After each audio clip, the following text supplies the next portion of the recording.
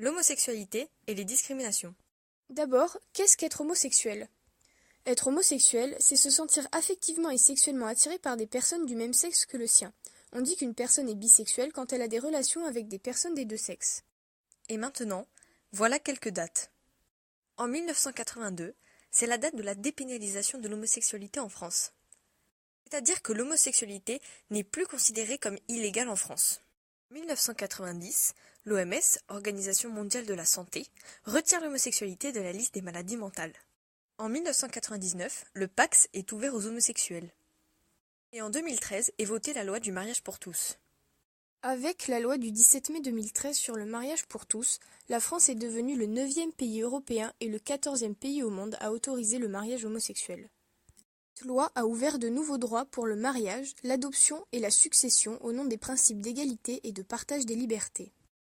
En 2014, les mariages de couples de même sexe ont représenté 4% du total des unions.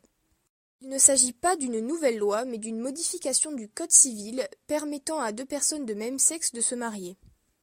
Elle a suscité de nombreux débats, allant même jusqu'à la création d'organisations contestataires telles que la Manifestation pour tous, dont nous reparlerons plus tard.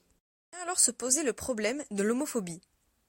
Le terme homophobie, apparu dans les années 1970, vient de homo, abréviation de homosexuel, et de phobie, du grec phobos, qui signifie crainte. Il désigne les manifestations de mépris, rejet et haine envers des personnes, des pratiques ou des représentations homosexuelles ou supposées. Est ainsi homophobe toute organisation ou individu rejetant l'homosexualité et les homosexuels et ne leur reconnaissant pas les mêmes droits qu'aux hétérosexuels. L'homophobie est donc un rejet de la différence au même titre que la xénophobie, le racisme, le sexisme, les discriminations sociales liées aux croyances religieuses, aux handicaps, etc. Mais reparlons plutôt de la loi de 2013. Le mariage n'est pas le seul droit acquis par les couples homosexuels. En effet, ils peuvent dorénavant adopter. On parle d'homoparentalité lorsqu'un foyer est composé de deux parents du même sexe et d'enfants.